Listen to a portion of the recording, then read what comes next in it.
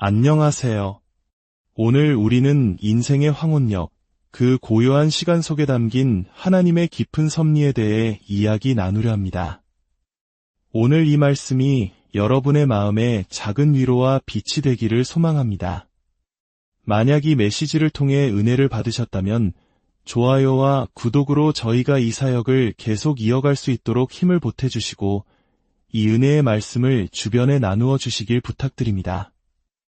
여러분의 나눔을 통해 더 많은 영혼들이 하나님의 사랑을 느끼게 될 것입니다.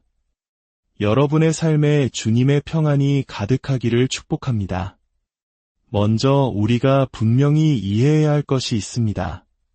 하나님은 결코 변덕스러운 분이 아니시며 그분의 모든 행하심에는 목적이 있습니다.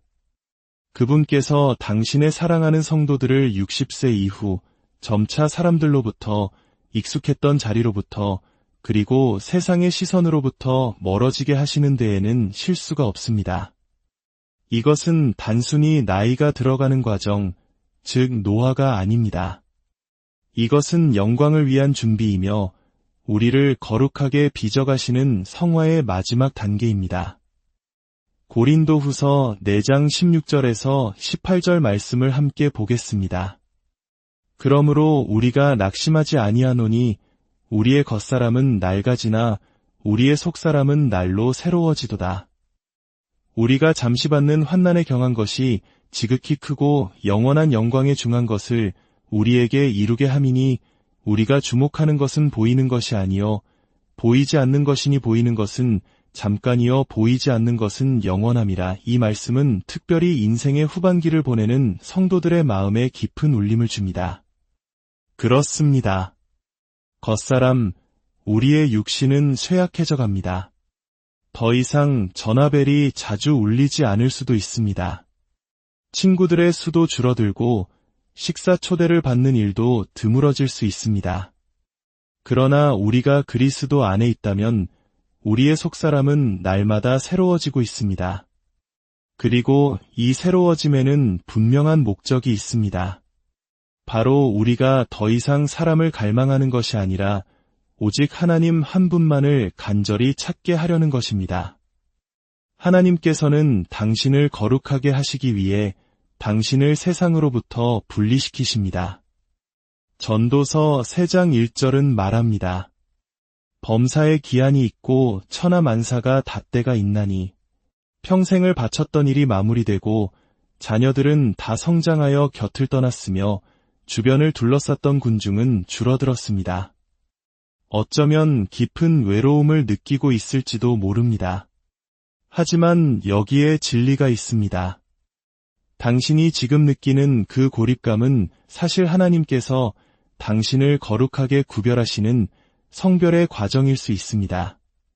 젊었을 때 하나님은 사람들을 통해 당신을 세우셨습니다. 중년에는 당신을 사용하여 다른 사람들을 세우셨습니다.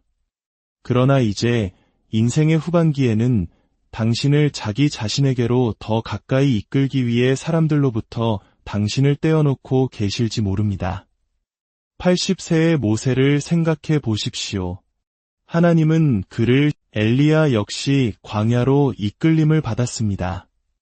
사도 요한은 노년의 반모섬이라는 외딴 바위에 유배되었고 바로 그 고독 속에서 예수 그리스도의 계시를 받았습니다. 때때로 하나님은 당신의 음성을 더 선명하게 들려주시기 위해 세상의 소음을 제거하십니다. 하나님은 당신의 소망을 정결하게 하시기 위해 당신을 이끄십니다. 디도서 2장 13절은 이렇게 증거합니다. 복스러운 소망과 우리의 크신 하나님 구주 예수 그리스도의 영광이 나타나심을 기다리게 하셨으니 나이가 들수록 세상적인 욕망은 점차 사라져야 합니다. 다른 사람에게 잘 보이고 싶은 마음, 무언가를 더 성취하고 싶은 욕구, 세상의 인정을 받고자 하는 갈망. 이 모든 것은 그림자와 같습니다. 이제 남아야 할 것은 오직 위에 대한 굶주림, 진리를 향한 갈망, 그리고 그리스도의 얼굴을 뵙고자 하는 소망뿐입니다. 그래서 자비로우신 하나님은 우리의 마음을 흩어놓는 것들을 하나씩 걷어내기 시작하십니다. 그분께서 사람들을 당신 곁에서 떠나가게 하시는 것은 벌을 주시기 위함이 아니라 당신을 연단하여 정금같이 순결하게 하시기 위함입니다. 그분은 당신이 오직 하나님 한 분만으로 만족하는 법을 가르치고 계십니다. 당신을 떠나간 친구, 멀어진 가족, 그리고 당신이 느끼는 그 깊은 침묵, 그것은 바로 하나님께서 당신의 영혼을 만나시는 거룩한 성소의 고요함입니다. 하나님은 당신을 이 땅에서 떼어놓으심으로써 영광을 위해 당신을 준비시키십니다. 빌립보서 1장 23절에서 사도 바울은 이렇게 고백합니다. 내가 그 둘 사이에 끼었으니 차라리 세상을 떠나서 그리스도와 함께 있는 것이 훨씬 더 좋은 일이라. 모든 사람이 이렇게 고백할 수는 없습니다. 그러나 오랫동안 주님과 동행하며 이 세상의 헛됨을 본 사람들은 비로소 이해하기 시작합니다. 하나님께서 때로 우리를 사람들로부터 떼어놓으시는 이유는 이 땅에 대한 우리의 미련을 내려놓게 하시고 하늘에 대한 우리의 소망을 더욱 굳게 붙들게 하시기 위함입니다. 이 땅에서의 교제가 아무리 귀하다 해도 장차 그분의 임재 안에서 누릴 영원한 교제의 희미한 그림자에 불과하다는 것을 온유하게 가르쳐주고 계신 것입니다. 당신의 영원한 본향은 이곳이 아닙니다.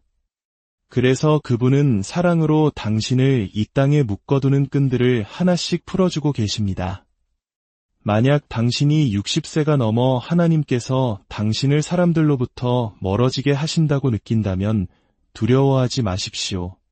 불평하지 마십시오. 하나님께서 거두어 가시는 것을 억지로 붙잡으려 애쓰지 마십시오. 대신 그분을 신뢰하십시오. 당신은 버려지고 있는 것이 아닙니다. 당신은 따로 부르심을 받고 있는 것입니다. 마치 모세가 반석 틈에 이끌려 하나님의 영광을 보았던 것처럼 말입니다. 당신은 잊혀진 존재가 아닙니다. 당신의 영혼은 더욱 하나님께로 집중되고 있는 것입니다. 당신은 고립된 것이 아니라 더 깊은 친밀함으로, 더 순결한 예배로, 그리고 마침내 영원한 영광으로 초대받고 있는 것입니다. 시편 73편 26절은 노래합니다. 내 육체와 마음은 쇠약하나 하나님은 내 마음의 반석이시요 영원한 분기시시라. 세상이 희미해져 갈 때 오직 하나님 한 분만으로 충분함을 고백하게 되는 것입니다. 하나님께서 우리를 분리시키시는 것은 벌하시기 위함이 아니라 거룩하게 하시기 위함입니다. 이것은 우리 인생의 후반기에 일어나는 하나님의 역사를 이해하기 위해 반드시 붙들어야 할 진리입니다. 사람들은 평생 관계와 일, 공동체 활동으로 분주하게 살다가 갑자기 혼자가 되었다고 느끼면 그 침묵을 버려짐으로 해석하곤 합니다. 더 이상 전화가 오지 않고 찾아오는 이가 없고 초대하는 자리가 없으면 무언가 잘못되었다고 생각합니다. 그러나 성경은 분명히 말합니다. 이 거리감은 하나님의 불쾌함의 표시가 아니라 그분의 신성한 목적의 일부입니다. 성경 전체를 통해 하나님의 패턴은 명확합니다. 그분은 한 사람을 더 위대하게 사용하시거나 더 큰 영광을 위해 준비시키기 전에 먼저 그를 따로 불러내십니다. 아브라함은 그의 가족과 고향을 떠나라는 부르심을 받았습니다. 모세는 왕궁에서 광야로 이끌려갔습니다. 다윗은 왕으로 기름 부음 받았지만 수년간 동굴에서 홀로 지내야 했습니다. 바울은 공적인 사역을 시작하기 전에 아라비아에서 시간을 보냈습니다. 그리고 예수님 자신도 세례를 받으신 후 성령에 이끌려 광야로 가셨습니다. 이 패턴은 우연이 아닙니다. 의도적인 것입니다. 성화는 단체 활동이 아닙니다. 그것은 지극히 개인적인 과정입니다. 우리의 시선을 방해하는 것들이 제거되었을 때 세상의 소음이 멎고 영혼이 오직 하나님의 임재와 그분의 말씀 앞에 홀로 남겨졌을 때 성화는 일어납니다. 이 조용하고 때로는 고통스러운 분리의 시간을 통해 하나님은 가장 깊은 일을 행하십니다. 그분은 우리 안에 남아있는 자기 의존성, 사람들의 인정을 갈망하는 마음, 그리고 수년 동안 눈치채지 못했던 미묘한 교만을 벗겨내기 시작하십니다. 그리고 그 자리를 겸손과 하나님에 대한 의존, 영원한 것을 향한 깊은 갈망으로 채우십니다. 어쩌면 우리 한국의 많은 어르신들께서는 이 감정을 누구보다 잘 이해하실지도 모릅니다. 격동의 시대를 온몸으로 살아내며 가족과 나라를 위해 헌신하셨지만 이제는 그 분주했던 시간들이 낯설게 느껴지는 고요함 속에 계신 분들이 많으실 겁니다. 은퇴는 이전의 책임감에서 우리를 자유롭게 하고 자녀들은 성장하여 멀리 있을 수 있습니다. 친구들은 이사를 가거나 먼저 세상을 떠나기도 합니다. 젊은 날에 활기찼던 삶의 리듬은 느려집니다. 그리고 그 고요 속에서 질문이 떠오릅니다. 나는 왜 혼자인가? 예전처럼 사람들이 내 곁에 없을까? 하나님은 지금 나를 통해 무엇을 하고 계신가? 성경과 하나님의 성품이 주는 대답은 이것입니다. 내가 너를 거룩하게 하고 있노라. 내가 너를 나와의 더 깊은 교제 속으로 부르고 있노라. 하나님께서 분리시키실 때는 우리를 메마르게 버려두시기 위함이 결코 아닙니다. 그것은 언제나 우리 영혼에 더 풍성한 열매를 맺게 하시기 위함입니다. 요한복음 15장에서 아버지는 열매 맺는 가지를 더 많은 열매를 맺게 하시려고 깨끗하게 하신다고 말씀하십니다. 가지치기는 결코 유쾌한 경험이 아니지만 목적이 있습니다. 상실의 계절처럼 보이는 것이 사실은 더 깊은 성장을 위한 준비의 계절인 것입니다. 비록 그 성장이 이제는 활동으로 측정되는 것이 아니라 거룩함과 성숙함, 그리고 영원한 관점으로 측정될지라도 말입니다. 세상은 젊음과 에너지, 가시적인 성과를 가치 있게 여깁니다. 그러나 하나님은 신실함과 지혜, 그리고 그분과의 친밀함을 귀하게 여기십니다. 육체의 힘이 쇠하여질 때 영적인 명료함은 종종 더해집니다. 세상적인 영향력이 줄어들 때 하나님과의 개인적인 교제는 깊어집니다. 하나님은 당신을 버리시는 것이 아닙니다. 당신을 거룩하게 구별하고 계십니다. 이 분리는 거절의 표시가 아니라 선택의 표시입니다. 이것은 그분이 당신을 너무나 사랑하셔서 이제는 더 직접적으로, 더 친밀하게, 더 개인적으로 당신을 다루기 원하신다는 의미입니다. 침묵은 종종 신성한 친밀함의 소리입니다. 이 진리는 처음에는 역설적으로 들릴 수 있습니다. 특히 활동을 목적으로, 소음을 존재감으로, 사람들의 관심을 가치로 여기는 세상에서는 더욱 그렇습니다. 그러나 우리가 성경으로 돌아갈 때 하나님의 가장 심오한 움직임 중 일부는 폭풍 속이 아니라 고요함 속에서 일어난다는 것을 발견하게 됩니다. 엘리야가 호렙산에서 지치고 압도된 채 서 있을 때 그는 극적인 표적 속에서 하나님을 찾았습니다. 그러나 주님은 바람 가운데에도, 지진 가운데에도, 불 가운데에도 계시지 아니했습니다. 그리고 그 후에 세미한 소리가 있었습니다. 엘리야는 그 소리를 듣고 얼굴을 가렸습니다. 그 고요한 순간에 하나님은 장엄한 광경이 아니라 미묘함으로 자신을 나타내셨습니다. 그 속삭임은 부재가 아니었습니다. 하나님은 가까이 있는 자에게 소리치지 않으십니다. 그분은 가까이 계시기에 부드럽게 말씀하십니다. 인생의 후반기가 되어 침묵이 잦아질 때 우리는 버려지고 있는 것이 아니라 따로 세워지고 있는 것입니다. 하나님은 우리 삶의 공간을 만드셔서 더 개인적으로, 더 부드럽게, 더 직접적으로 말씀하고 계십니다. 그것은 슬픔이 아니라 은혜입니다. 아버지가 더 멀어지신다는 신호가 아니라 더 가까이 오고 싶어 하신다는 신호입니다. 침묵은 텅 빈 것이 아닙니다. 그분의 임재로 가득 차 있습니다. 그것은 부재가 아닙니다. 그분께 나아가는 통로입니다. 그것은 형벌이 아닙니다. 영원을 위한 준비입니다. 하나님은 당신이 마지막 날들을 준비하는 것뿐만 아니라 그 너머의 영원한 실제를 위해 당신을 준비시키고 계십니다. 그분은 당신을 벌하기 위해 떼어놓으시는 것이 아니라 거룩하고 영원하며 결코 빼앗기지 않을 무언가. 이 세상은 지나가고 있습니다. 이것은 비관론이 아니라 사도 요한은 이 세상도 그 정욕도 지나가되 오직 하나님의 뜻을 행하는 자는 영원히 거한다고 기록했습니다. 하나님은 당신의 자녀들이 사라질 운명에 처한 것에 닻을 내리고 있기를 원치 않으십니다. 그래서 그분의 지혜 안에서 우리의 마음을 일시적인 것들로부터 부드럽게 풀어주기 시작하십니다. 우리가 영원한 것에 이 과정을 받아들인 나이든 성도를 지켜보는 것에는 거룩한 아름다움이 있습니다. 그들의 말수는 적어지지만 더 무게가 실립니다. 그들의 기도는 더 깊어지고 그들의 초점은 더 날카로워집니다. 그들은 더 이상 영원하지 않은 것에 마음을 빼앗기지 않습니다.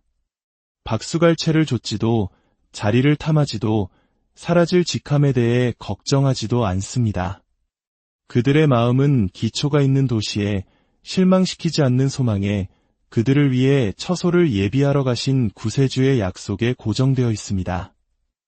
이 분리는 포기가 아닙니다. 그것은 위를 바라보는 것입니다. 영혼이 조용히 하늘을 향해 방향을 트는 것입니다. 죽음이 끝이 아니라 참된 삶의 시작임을 이해하는 자의 자세입니다. 하나님께서는 당신의 자녀들이 썩어질 것에 지나치게 애착을 갖도록 내버려 두지 않으시는 크나큰 자비를 베푸십니다. 그분은 실망과 작별, 육체의 쇠락과 느려진 삶의 속도를 허락하십니다. 이는 영혼을 짓누르기 위함이 아니라 오히려 들어 올리기 위함입니다. 하늘의 뜰을 사모하도록 땅의 줄을 느슨하게 하십니다. 그리스도의 영광이 더 찬란하게 빛나도록 땅의 보화가 희미해지게 하십니다. 사람들로부터 멀어지는 것은 그리스도께 더 가까이 이끌리는 것입니다. 세상적인 관계들이 희미해지기 시작할 때 그 과정에는 깊고 조용한 슬픔이 있을 수 있습니다. 그러나 믿는 자에게, 특히 오랫동안 주님과 동행해온 사람에게 이 변화는 단순히 환경적인 것이 아니라 영적인 것입니다. 그것은 다른 사람들에 의한 거절이 아니라 하나님에 의한 방향 전환입니다. 우리가 그리스도를 닮아가도록 부름받은 여정 속에서 하나님은 종종 세상의 소음과 군중을 제거하심으로써 다른 종류의 교제를 이루어 가십니다. 그것은 활동이나 인정에 기반한 교제가 아니라 고요함과 임재에 기반한 교제입니다.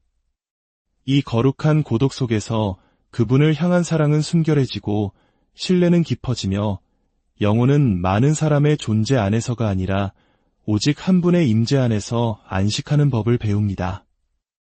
이 말씀을 듣는 모든 분들의 남은 여정이 세상의 소음이 아닌 하나님의 세미한 음성과 동행하는 복된 시간이 되기를 기도합니다. 당신이 느끼는 고요함이 버려짐의 증거가 아니라 당신을 더 깊이 사랑하시고 당신과 단둘이 함께하기 원하시는 하나님의 거룩한 초대임을 깨닫게 되기를 축복합니다. 주님의 은혜와 평강이 여러분 모두와 함께하시길